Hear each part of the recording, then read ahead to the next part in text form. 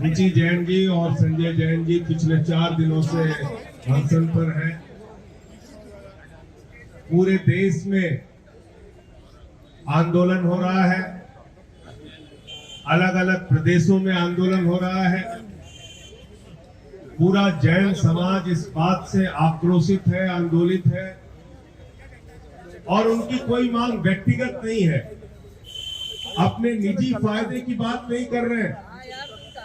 सरकार से उनको अपने लिए कुछ नहीं चाहिए, वो एक ही मांग कर रहे हैं कि हमारे सर्वोच्च तीर्थ स्थल को कहीं से भी पर्यटन स्थल घोषित नहीं किया जा सकता।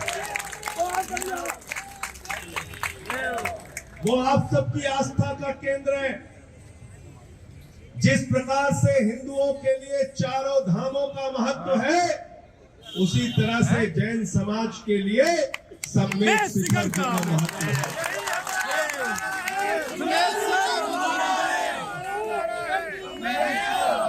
जब आप लोग मिलने आए तो मैं उसके महत्व के बारे में पढ़ रहा था। 24 तीर्थंकरों में से 20 तीर्थंकरों को वहां से मोक्ष प्राप्ति हुई है। इतना महत्वपूर्ण स्थान,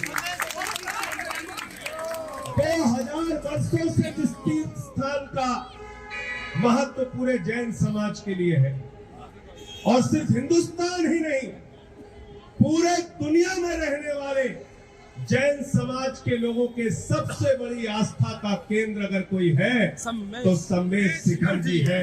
उसको बचाने के लिए आपके इस आंदोलन में, आपके इस संघर्ष में, जहां भी तन मन धन से सशरीर जैसे भी आपको मेरी आवश्यकता होगी, एक कार्यकर्ता के रूप में आपके साथ रहूंगा।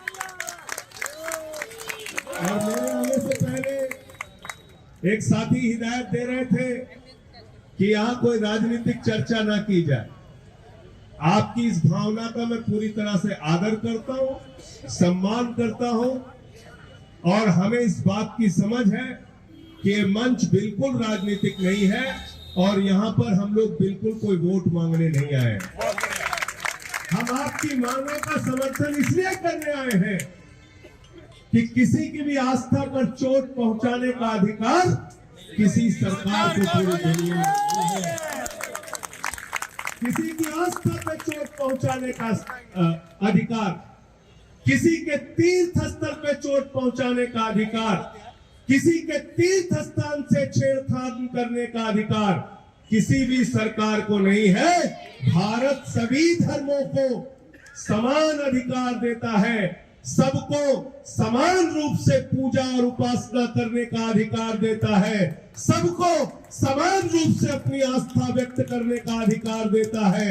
और जैन समाज के साथ ये अन्याय कहीं भी आम आदमी पार्टी बर्दाश्त नहीं करेगी।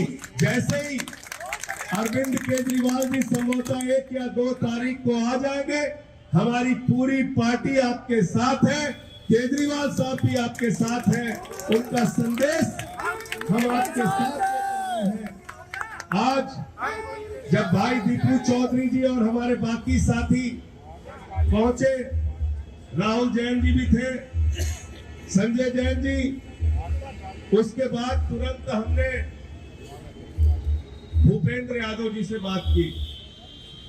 फोन उठ नहीं पाया, उनका मैसेज आया कि आपको 1:30 बजे कॉल करेंगे। फिर उनका ठीक 1:30 बजे कॉल आया, मैं वो फोन नहीं उठा पाया। फिर उनसे 1:43 पे बातें मैं इसलिए बता रहा हूं क्योंकि कोई बात झूठी ना हो।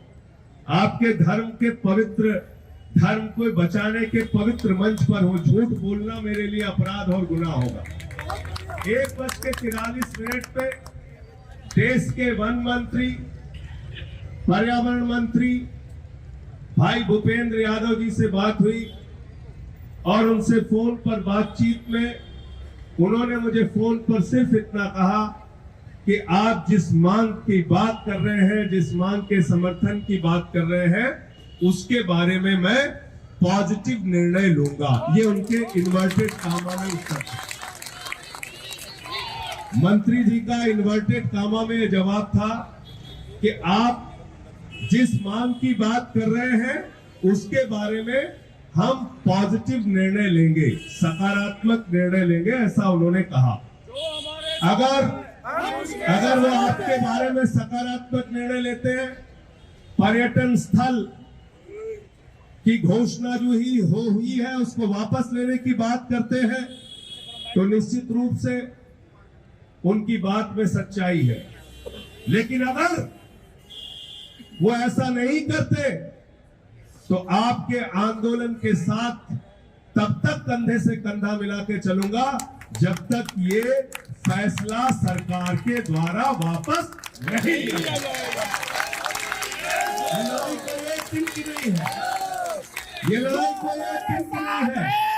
अगर लड़ाई आस्था की है, अगर लड़ाई आस्था की है, अगर लड़ाई आस्था की है, अगर लड़ाई धर्म की रक्षा की है, अगर लड़ाई जैन समाज के सर्वोच्च आस्था के केंद्र सम्मेद शिखर जी को बचाने की है, तो उस लड़ाई में लड़ाई तब तक जारी रहेगी जब तक हमारी मांग जिंदा है, और जब तक आपकी लड़ाई है तब तक आपके साथ खड़ा रहूंगा, कंधे से कंधा मिला के रहूंगा।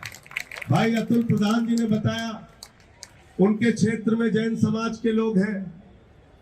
मैं जिस दिल्ली का सांसद हूं, ये दिल्ली तो जैन समाज के लोगों से भरी पड़ी हुई है और जैन समाज का हर तरीके से कंट्रीब्यूशन दिल्ली में है।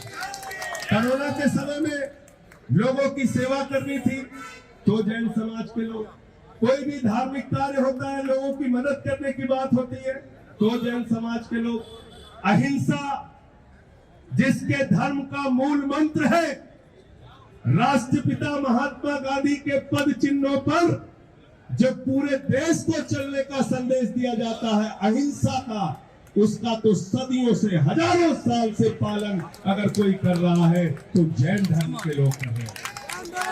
सच्चे अहिंसावादी लोग, ईमानदार लोग, व्यापार करके लोगों की सेवा करने वाले लोग।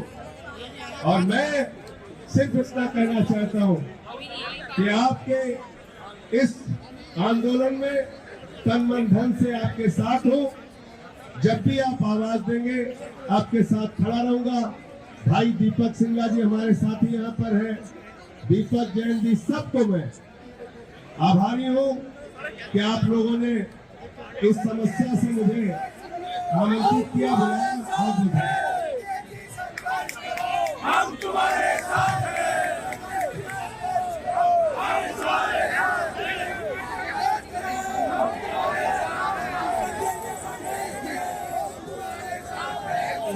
हमारे बीच में 5,000 से अधिक की संख्या यहाँ मौजूद हो गई है, जो हमारे बीच में हमारा मनोबल बढ़ाने आ रहे हैं, उनका स्वागत करते हैं। अब मैं चाहूंगा कि निर्मल जी अपनी बात